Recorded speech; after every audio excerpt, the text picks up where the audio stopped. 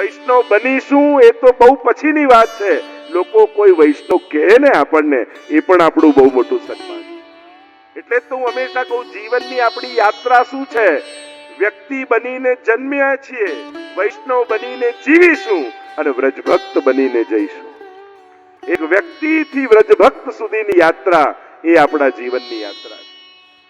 ત્યાં મહાપ્રભુજી સમજાવે છે કે હે જીવ, હવે તે બ્રહ્મ સંબંધ લીધું છે તો તારી જાતને ઠાકોરજીને સોંપી દે.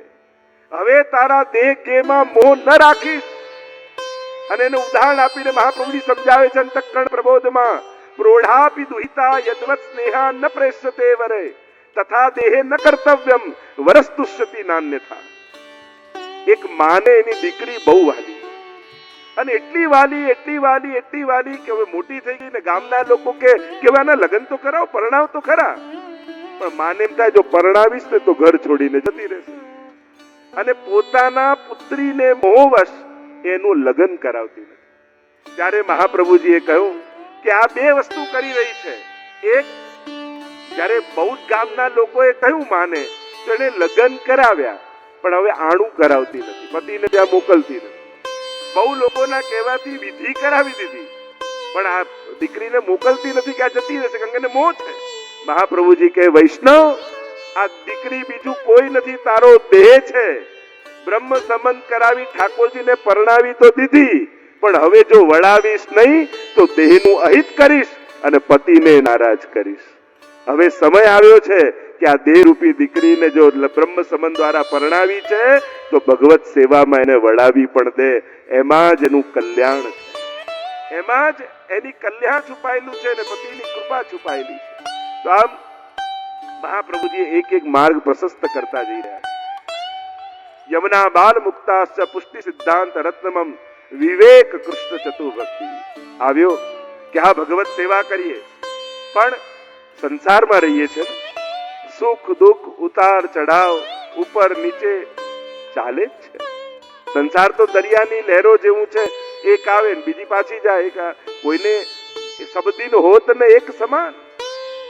કાયમ એક સરખો સમય રહેતો નથી. સારો ચાલતો હોય ને ત્યારે સત્કર્મો કરી લેવા, કારણ કે બહુ લાંબા પછી ટાળો ને પ્રોગ્રામો, પછી ટળી જ જાય. અને એટલા માટે સારો સમય ચાલતો હોય ત્યારે સત્કર્મો કરી દેવા, મનમાં જે ઈચ્છા હોય એ બધા સત્કર્મો કરી દેવા, કારણ કે પછી સામર્થ્ય રહી જાય, સંજોગો ફરી જાય. અને સમય વિપરીત થાય છે ને ત્યારે કોઈ સામર્થ્ય કામ લાગતું નથી. અને એટલે જ્યારે જ્યારે સારો સમય અનુકૂળ ચાલતો હોય કે બધું ગોઠવાયેલું હોય ત્યારે બધું કરી જ લેવું. તો જીવનમાં વૈષ્ણવી જીવન, સેવામય જીવન જીવવા માટે એને આશ્રય સિદ્ધ કરવું પડશે. શેના દ્વારા? વિવેક અને ધૈર્ય દ્વારા. એટલે મહાપ્રભુજી વિવેક ધૈર્યાશ્રય આપ્યો. અને જે ખરેખર કહું છું વૈષ્ણવો, જે વિવેક ધૈર્યાશ્રયને પોતાના જીવનમાં ઉતારી લે છે ને, એને સંસારના કોઈ સુખ દુઃખ સ્પર્શી શકતા નથી. એને ગમે તેવા સંકટો જીવનમાં આવી જાય, એને વિચલિત ન કરી શકે. એવો અદ્ભુત મંત્ર વિવેક ધૈર્યાશ્રય, અદ્ભુત પથ એ વિવેક ધૈર્યાશ્રયનો પથ છે. દરેક વૈષ્ણવે એકવાર ભાષાંતર સાથે વિવેક ધૈર્યાશ્રય ગ્રંથ વાંચવો જોઈએ. અદ્ભુત ગ્રંથ છે. સૌથી પહેલા વિવેક સમજાવ્યો. બે પ્રકાર. આપણે વિવેક કોને કે જેને બેસતા બરાબર આવડે, બોલતા સારું આવડે, બધાને વ્યવહાર સાચવતા આવડે, આ છે વ્યવહારનો વિવેક. અને મહાપ્રભુજીએ 9 પ્રકારના વિવેક બતાવ્યા. વિચારના વિવેક. એક વૈષ્ણવે કેવો વિચારનો વિવેક જીવનમાં કેળવવો. ઘટનાઓ ઘટશે, સંજોગો આવશે, પણ એવા સમયે વ્યક્તિ બનીને સામનો કરવા જશો તો સંઘર્ષ અને ઉદ્વેગ આવશે. વૈષ્ણવ બનીને ઉકેલ કાઢશો તો જીવનમાં શાંતિ આવશે. અને એ ઉકેલ મહાપ્રભુજી વિવેક ધૈર્યાશ્રયમાં આપ્યા છે. 9 પ્રકારના વિવેક આપ્યા. અદ્ભુત વિવેક છે. વૈષ્ણવ બનીને વિચારતા નહીં શીખો ને તો વૈષ્ણવ બનીને બહુ વાર સુધી જીવી નહીં શકો. કારણ કે વૈષ્ણવતા ટકી નહીં શકે જો તમારા વિચારમાં વૈષ્ણવતા નહીં આવે તો. અને એ વૈચારિક વૈષ્ણવતા વિવેક ધૈર્યાશ્રય ગ્રંથ શીખવાડે. ધૈર્ય બતાવ્યા. ત્રિદુઃખ સહનમ ધૈર્યમ મામૃતે સર્વત સદા તક્રવત દેહવત ભાવ્યમ જડવત ગોપ ભાર્યાવત. કોને કહેવાય છે? અદ્ભુત મહાપ્રભુજી, અદ્ભુત ફિલોસોફી. અને આશ્રય ભક્ત દ્રોહે ભક્ત્યા ભાવે ભક્તેશ્ચ અતિક્રમે કૃતે અશક્યવા સુશક્યવા સર્વથા શરણમ હરિ. અભાવમાં પણ ભગવાન પાસે જ જાઓ. દુનિયાનો માણસ મદદ કરી શકશે, દુઃખ દૂર નહીં કરી શકે, સુખ દાન નહીં કરી શકે. એ મદદ કરવાની ગેરંટી આપી શકશે, સુખી કરવાની ગેરંટી કોઈ માણસ નહીં આપી શકે. સુખ તો ઈશ્વર જ આપી શકે, દુઃખની નિવૃત્તિ તો ઈશ્વર જ કરી શકે. અને એટલા માટે ભલે ભાવ ન હોય, મન ન હોય, છતાં ઈશ્વરના ચરણ પકડજો તો શાંતિ આવે. વિવેક કૃષ્ણ, પછી આવ્યો એ જ આશ્રયને આગળ લઈ જતા કૃષ્ણાશ્રય. કે આ કૃષ્ણાશ્રય જો જીવનમાં આવી ગયો તો બધા જ કાર્યો સિદ્ધ થઈ જશે. કારણ કે હવે કોનો આશ્રય કરવો? વસ્તુ વ્યવસ્થાઓ કલયુગમાં ખતમ થવા લાગી છે. કોઈ વસ્તુ વ્યક્તિ વ્યવસ્થાઓ કોઈનો આશ્રય કરવા જેવો દેખાતો નથી આ કલયુગમાં. કારણ કે સર્વ માર્ગેષુ નસ્તેષુ કલૌ ચ કલ ધર્મિણી પાખંડ પ્રચુરે લોકે કૃષ્ણ એવ ગતિર્મમ. બધું જ જ્યારે સમાપ્ત થઈ રહ્યું છે ત્યારે એક આશાનું કિરણ મહાપ્રભુજી બતાવે છે, અને એ છે કૃષ્ણનો આશ્રય. તસ્યાશ્રયો ભવેત કૃષ્ણ ઇતિ શ્રીવલ્લ. તો આશ્રય કેમ સિદ્ધ થાય? મહાપ્રભુજી કે બીજી કોઈ મહેનત તું ન કરી શકે તો વાંધો નહીં, કૃષ્ણાશ્રયનો પાઠ કર. મારા વચન છે કે તને કૃષ્ણનો આશ્રય સિદ્ધ થઈ જશે. ઇતિ શ્રી વલ્લભો બ્રવીત એ મહાપ્રભુજી કહે. આવ્યો ચતુશ્લોકી. હવે વૈષ્ણવ થયા તો દરેક વ્યક્તિના ચાર પુરુષાર્થ ધર્મ અર્થ કામ અને મોક્ષ. તો અમારા વૈષ્ણવના ધર્મ અર્થ કામ અને મોક્ષ કયા? તો મહાપ્રભુજીએ ચતુશ્લોકીમાં વૈષ્ણવનો ધર્મ અર્થ કામ અને મોક્ષ બતાવ્યા. સર્વદા સર્વભાવેન ભજનીયો વ્રજાધિપ સસ્યાયમેવ ધર્મો હિ નાન્ય ક્વાપી કદાચન. વૈષ્ણવનો એક જ ધર્મ છે, સર્વોપરી ધર્મ કૃષ્ણ સેવા છે. અર્થ શું? તો ભગવાન જ અર્થરૂપ છે. કામ શું? તો ભગવાનને પામવાની ઈચ્છા જ કામ છે. અને મોક્ષ શું? મોક્ષ કૃષ્ણસ્ય ચેત ધ્રુવમ. આ મન ઠાકોરજીના ચરણોમાં લાગી જાય એ જ વૈષ્ણવની મુક્તિ છે. મૃત્યુ અને મોક્ષમાં ફરક કેટલો? ઈચ્છાઓ જીવતી રહે અને શરીર મરી જાય એ મૃત્યુ, અને શરીર જીવતું રહે અને ઈચ્છાઓ મરી જાય એ છે મુક્તિ. સંસારની ઈચ્છાઓ સમાપ્ત થઈ જાય અને ભગવત સુખની જ કામના મનમાં રહી જાય એ જ વૈષ્ણવનો મોક્ષ છે. વિવેક કૃષ્ણ ચતુ ભક્તિ આવ્યો ભક્તિ વર્ધની.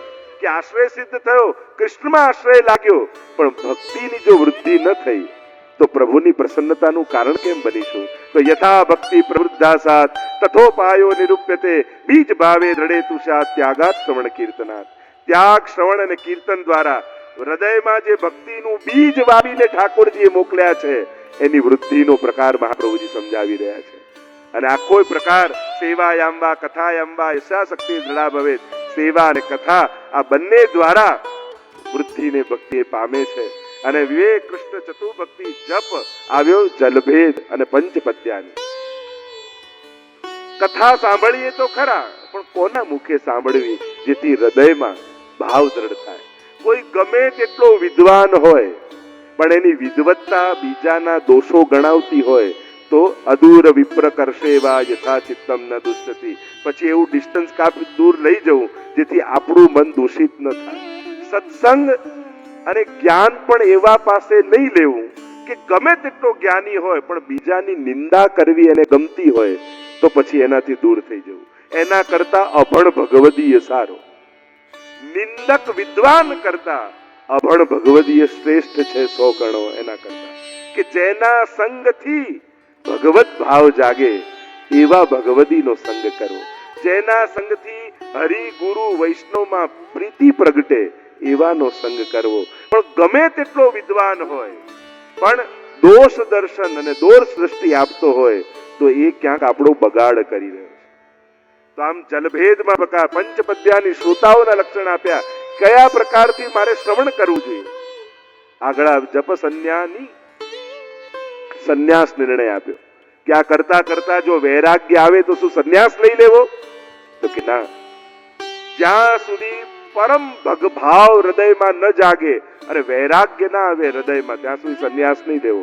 એટલે આપણે ત્યાં તો મરજા જ લેવાનો ક્રમ છે. ઘરમાં જ રહી અને પ્રભુ પરક જીવન જીવવું એને કહેવાય મરજાદી. આગળ આવ્યો નિરોધ લક્ષણ. અદ્ભુત ગ્રંથ છે. મારા ગમતા ગ્રંથોમાં એક નિરોધ લક્ષણ, યજ્જત દુઃખમ યશોદાયા.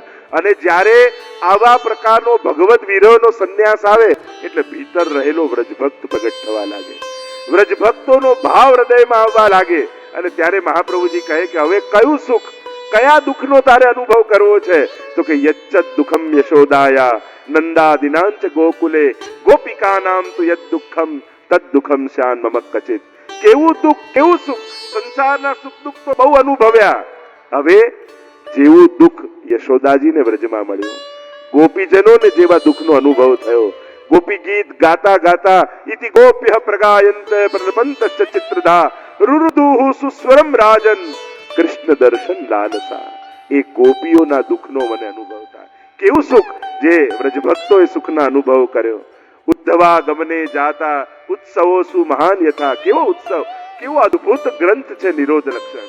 અને આમ ભગવત સેવા કરતા કરતા આપણા મનનો નિરોધ પ્રભુમાં થાય ત્યારે વ્રજભક્તો જેવા ભાવ આપણા હૃદયમાં જાગવા લાગે. અને આખી દશમસ્કંદની નિરોધ લીલા જે છે, ઠાકોરજી ત્યાં ભક્તોનો નિરોધ કરે છે, એ જ રીતે સેવા કરતા કરતા વૈષ્ણવનો પણ નિરોધ ઠાકોરજી કરી લે છે.